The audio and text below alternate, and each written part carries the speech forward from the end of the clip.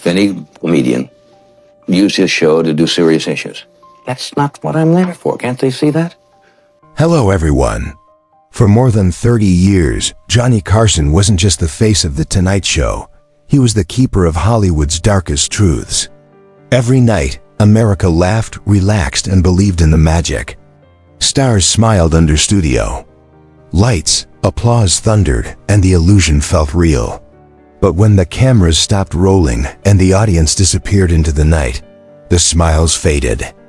Inside Carson's quiet office at NBC, with the microphones off and the doors closed, Hollywood finally told the truth. Carson became the one-man legends trusted when the mask was too heavy to wear. He didn't interrupt. He didn't judge. He never betrayed them on air. And over decades, he discovered a painful reality that shattered Hollywood's greatest lie, that talent alone creates stars. During Hollywood's golden age, success often came with a cost no fan ever saw. Carson understood the cruel distance between what audiences were promised and what stars were forced to endure. He knew some careers were earned, and others were bought in silence, behind locked doors, far from cameras and applause. No subject revealed that pain more clearly than the casting couch culture that quietly ruled the studio system. This is the story Johnny Carson never told on television, the stars who reached the top, and the heartbreaking price they paid to get there. One name haunted Carson deeply: Marilyn Monroe. To America, she was perfection. A breathless smile, a fantasy wrapped in silk. But Carson saw something else entirely. In private conversations, he revealed that Marilyn's rise was never simple or accidental. Every major break came with expectations.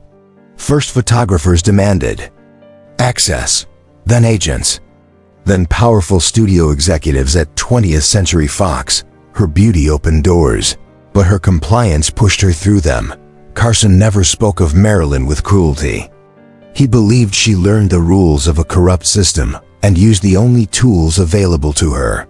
What began as exploitation slowly became strategy. She transformed vulnerability into leverage. Yet the tragedy, as Carson saw it, was that Marilyn never learned how to separate survival from self-worth.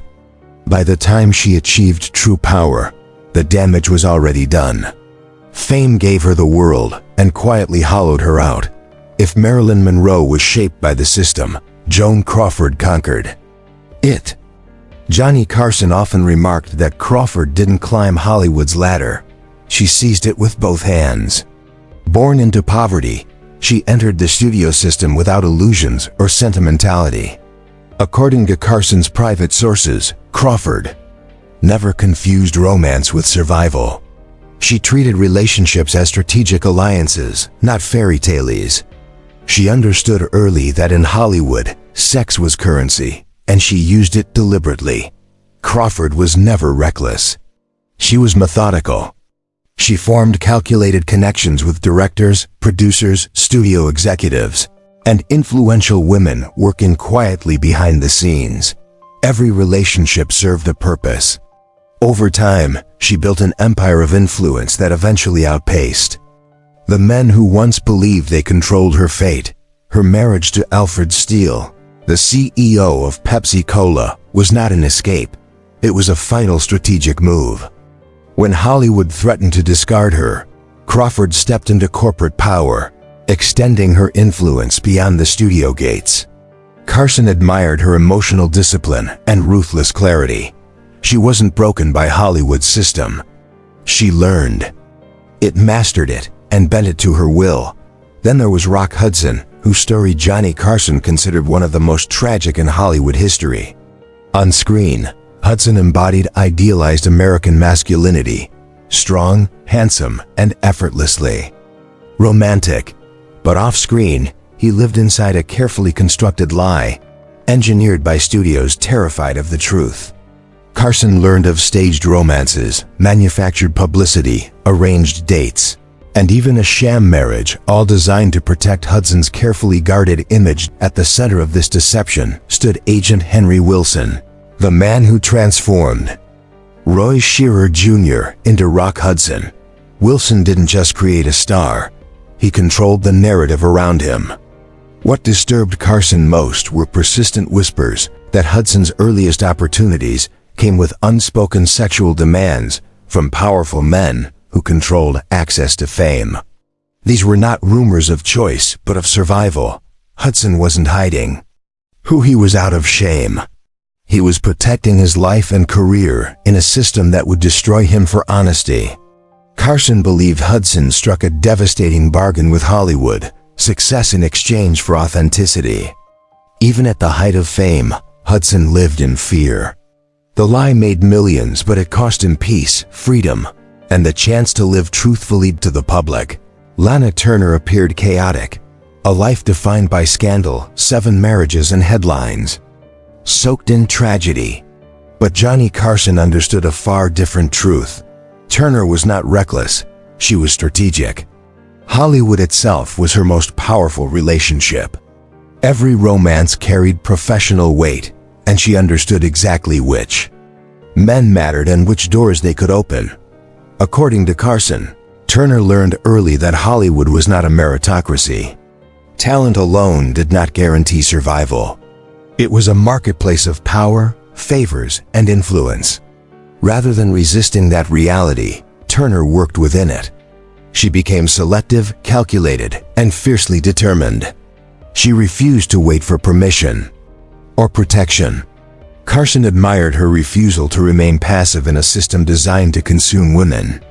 Instead of surrendering her future to studio executives, she shaped her own career, using the only leverage the system allowed her, but no story disturbed Johnny Carson more than Rita Hayworth. To the public, she was pure glamour, a screen goddess admired around the world. Behind that illusion, Carson learned of control so extreme it bordered on imprisonment. Studio head Harry Cohn didn't simply guide Hayworth's career, he dominated her life.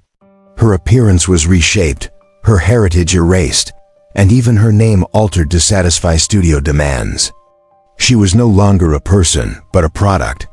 According to what Carson heard from Hollywood insiders, Cohn allegedly monitored her relationships, dictated where she went, and even kept her private conversations under surveillance. Hayworth danced for the world, but one man controlled the music. Carson believed she traded freedom for fame and paid a price audiences never saw. Worshipped on screen and controlled off it, Hayworth became a living symbol of Hollywood's quiet cruelty. Then came Tyrone Power, the matinee idol whose flawless image concealed a carefully protected double life. To the public, he was the definition of romantic perfection. But Johnny Carson understood that Power's beauty was more than charm, it was leverage. According to what Carson learned from Hollywood insiders, Power formed discreet relationships with powerful men and women alike, quietly securing roles, while maintaining the illusion the studios demanded. Unlike many others, Power learned how to negotiate the terms of his survival. The studios knew the truth, but they chose silence because his box office appeal mattered more than honesty. Carson admired Power's ability to navigate such dangerous terrain without being destroyed by it. It wasn't freedom, and it wasn't fairness, but it was a fragile compromise that allowed him to live and work without constant fear. A rare victory in a system built to consume its stars. Among all the stars Johnny Carson encountered, Ava Gardner stood apart in a way that unsettled Hollywood itself. She didn't hide behind carefully rehearsed stories or pretend the system was fair. After the cameras stopped rolling on The Tonight Show, Gardner spoke with rare honesty. She told Carson she understood exactly why she succeeded. Her beauty opened doors when talent alone could not, and relationships sustained opportunities others only dreamed of. She never dressed that truth in excuses or false humility. That honesty made her dangerous. Carson respected her clarity in an industry built on illusion and denial.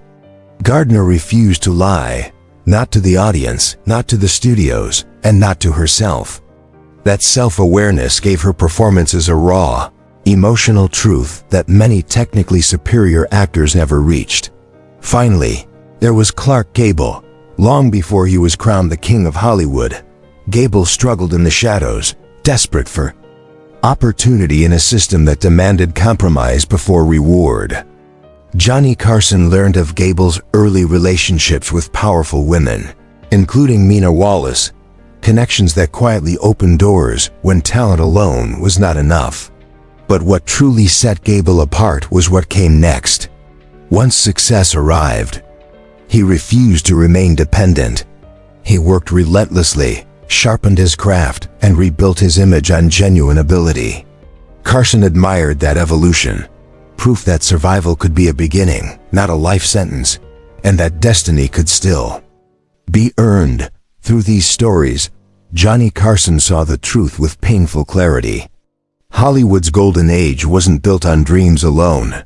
It was built on silence, on whispered deals, and on power hidden behind perfect smiles. Carson, the man America trusted every night, carried those secrets without exposing them, knowing the illusion had to survive.